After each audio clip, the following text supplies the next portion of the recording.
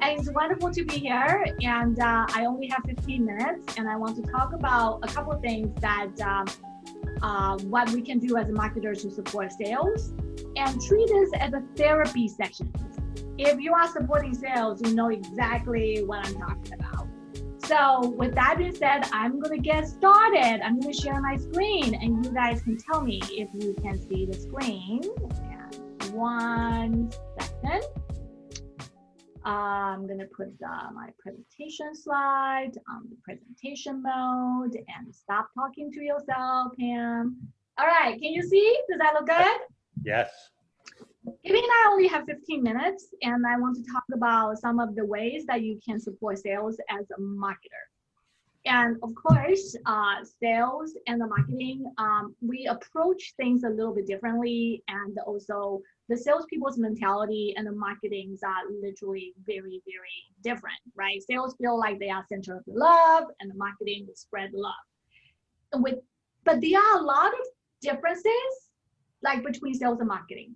And I'm speaking from marketing's perspective. We tend to focus on the top of the funnel, and then the marketing salespeople tend to focus on the bottom of the funnel. And for marketers, we talk about the buyer's journey. For salespeople, they care about buyer's journey, but really they focus on the sales stages. When are they going to qualify the prospect? When are they going to do the demo? When can they move from the demo stage to additional conversation, having a proposal, and then close the deal? And in many companies, especially in the B2B companies, and the marketing tend to focus on the end users, and the salespeople focus on decision makers. And if you are actually working in any kind of B2B marketing, you know exactly what I'm talking about, and you're supporting sales for the company to actually buy your products, especially enterprise, they have committees, right? So a lot of times salespeople call them decision makers or the influencers. But for marketings, we don't really focus on that. We focus on end users. And of course, and in some of the manufacturing company and even some of the tech companies, they sell their product directly through Salesforce, through their own Salesforce. They also sell their products through dealers and distributors. So many salespeople will talk to their dealers, and again, marketers talk to our consumers. The great example is Toyota, right? We buy Toyota products, but we don't buy directly from Toyota. But the corporate marketing talk directly to consumers, but their corporate sales talk to the dealers and distributors. And another thing that is a massive difference between sales and marketing, we means marketers, we focus on buyer's persona, and the salespeople really focus on accounts.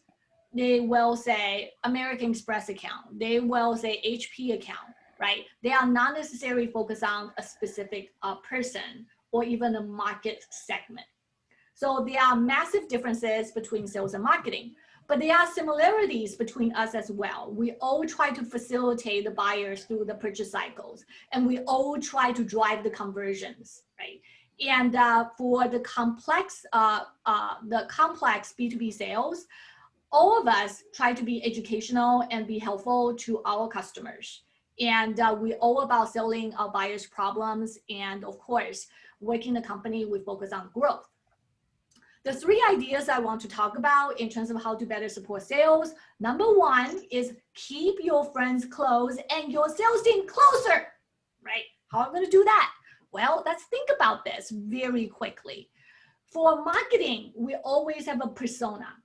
If you don't have a persona, you know what that means. Even you don't have a formal persona within your company, chances are you know what are the market segments that you are selling or market your products to, right? So this is obviously a very typical buyer's persona, CIO Charles, and you actually have a statement talking about, comprehending where technology is going. It's a statement about what he will say. And this whole paragraph is about, a date of his life. Not necessarily a personal life, but in the business occasions. What are some of the goals and what are some of the challenges? And this is not a surprise to you. When I mentioned to keep your friends close and your salespeople closer, is what if you create a persona for your sales team? This is actually a test to test yourself how much you understand your salespeople, right? So what is the personality trait? You know, try to be funny. Why don't you pick a superhero to actually represent your salespeople, right? And the statement they will say is usually, I need marketing to do what, right? Help me to do blah, blah, blah, right? What that is. And this whole statement right here is really your understanding in terms of how they do their jobs. Right here, for example, you know, in addition to leads from marketing, our sales also use prospecting where? Social media, they do networking, they do cold calling, whatnot, right? What are the channels that they use?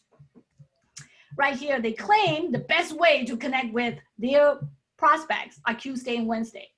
So if that's the case, chances are you need to meet with them. You probably will choose Monday or Thursday. What do they like? What kind of content do they like? Case studies, data sheets, blah, blah, blah, right? Another piece of information that's actually good is, well, what's the seniority of your salespeople? How long have they been with the company? That would give you ideas in terms of, you know, how they are willing to adapt for changes. And do they meet quotas all the time? If they don't, that also give you an idea to find opportunities to help them, right? So these are the things that you can write. I always suggest my clients to write a 500-word essay to actually understand their salespeople, and they use that to drive a conversation. And like I said, the way that you write it should give you clues in terms of what you can do to better support them, right? A lot of time they need to be reminded multiple times in terms of the new content that they need or new content that's located, and their attention span is very, very short, like a goldfish, right? So now you write those down, and that will actually help you and guide how you're going to support them. Here's a question I want to share with you very quickly. And these are the 5 questions I found it very helpful to have a conversation with my salespeople, my sales peeps, I call them. And I always ask them, how do they handle rejections, right? Salespeople got rejected every single day, right? Not every call they make is going to turn out to be something that can move on to a next stage. So how do they handle that rejection day in and day out? And that's actually a great topic to start a conversation with your salesperson, right? We're like, oh my God, you care? You care about how I handle rejection? Okay, let's talk about this, right? It's kind of like a therapy session for them. At the same time, you can start talking about, all right, so you lost that account, and should that contact go back to the marketing database for further nurturing? If not, why not, right? And then you also want to pump them up. What are some of the biggest deals they have closed in the past 5 years? Let them talk about their glory, right? Share their wins with you, the brightest moments of their lives, right? On top of it, that leads to a next question, what kind of content that they use and where they find most useful. And of course, the last question I always end is, how can I help you? And, you know, many marketers are hesitant to ask question number 5. They are afraid that they are going to open a Pandora's box. And oh my God, I don't want to ask that question. They're going to give me like 20 things or 40 things I have to do. It's going to be a laundry list. It doesn't mean, ask that question doesn't mean you have to do it. They are 2 separate things, by the way. Asking that question is understanding their needs.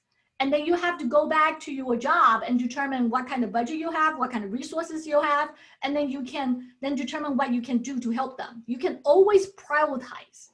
They give you a laundry list of 20 things, and you can say, I can do 2 because of the following reason. When you explain that to them, you actually win their respect and explain to them why they cannot do it, why you cannot do it. Of course, if they give you additional budget and additional resources, that's a different story, right? So asking that question doesn't mean you have to do it. I want to make sure that you understand. And the second idea I want to share with you is make it all about them. And this is very important in terms of sharing the marketing content. For longest time, when I share the content with the salespeople, look at me, just look at me on screen. Hey, here's a list of the marketing content. I found it very useful. And I just say, hand it to the salespeople and let them figure it out. I did that for several years. You know, I was like, now I look back, I was like, I'm such a dumbass. What I need to do is make it all about them, right? So rather than talking about give them the list of marketing content and you share with them, is it possible I can structure that in a different way, right? And one way to do it is actually understand the sales journey and the sales stages the way I understand, right?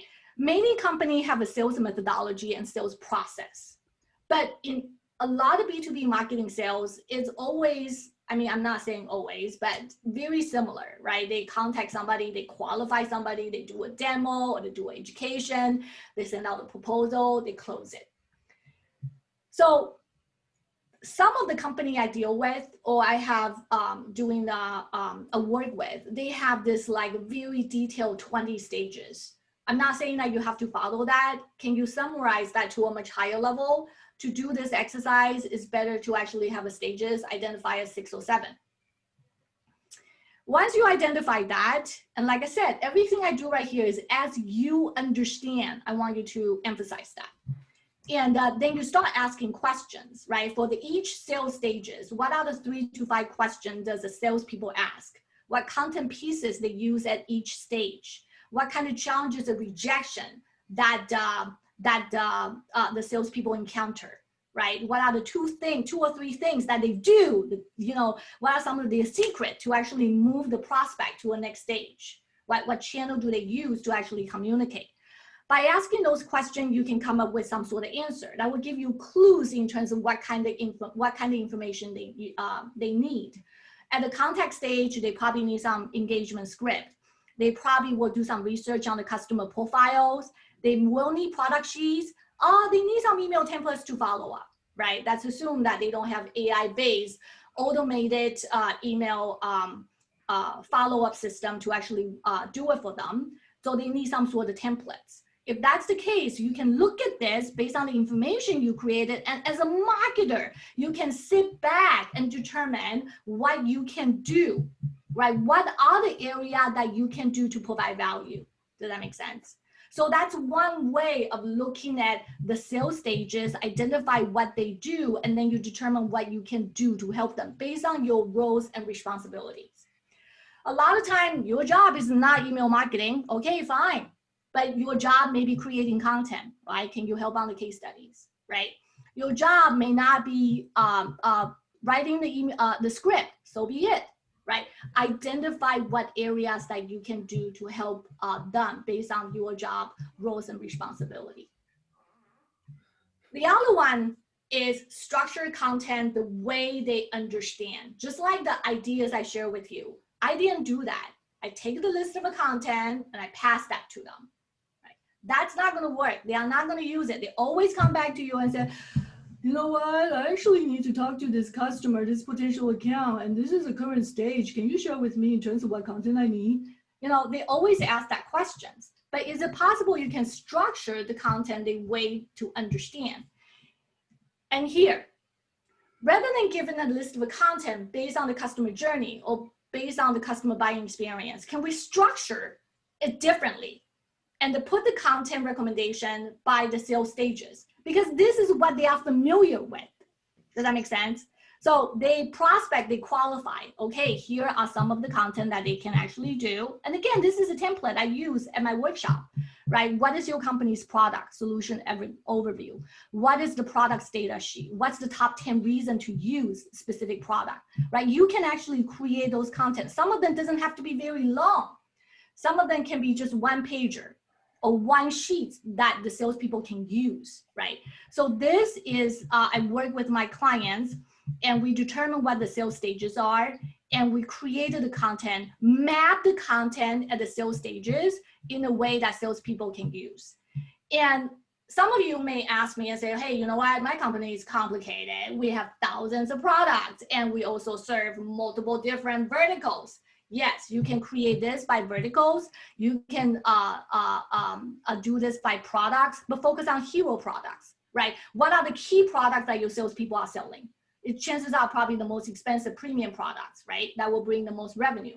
So you can do this by persona and by sales by products and also by vertical. In some sales organizations, the whole organization was structured by vertical.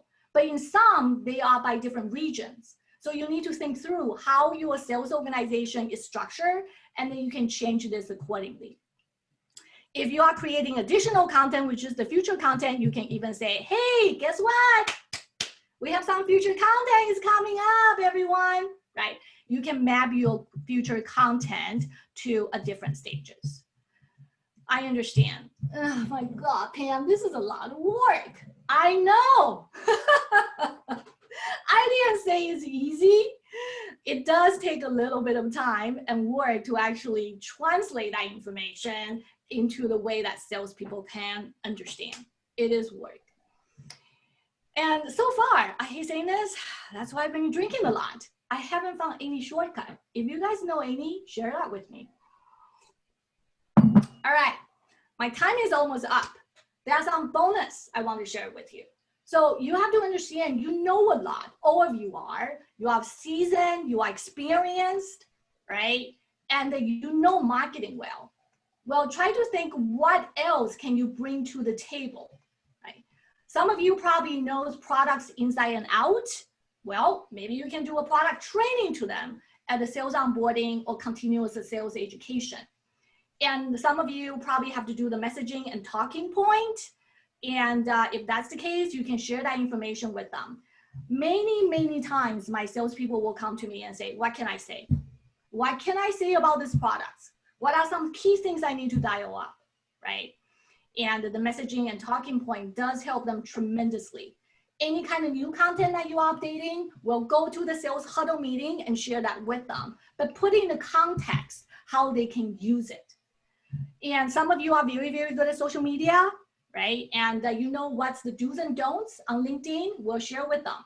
I'm sure many salespeople, they are not necessarily savvy on social media channel or even social selling. Maybe you can provide that help. One thing about salespeople, I've been supporting sales for about 10 years, and I have been very, very bitter. Can you tell? Very bitter. I'm kidding. The things what I know is salespeople don't actually going to compliment you. If you do a great job, they're like, whatever, right? And, but they will never tell you that you do a good job. They really even go to my manager when I was supporting them and tell my manager I was doing a good job.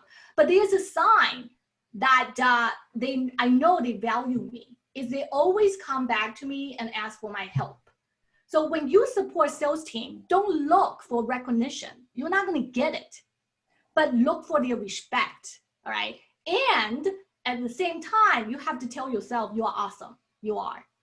So with that being said, I just want to do a quick, that's it actually. I thought I have a closing slide, I don't. The bottom line is, you know you are awesome. So here is the quick presentation I share with you in terms of what you can do to support your sales team.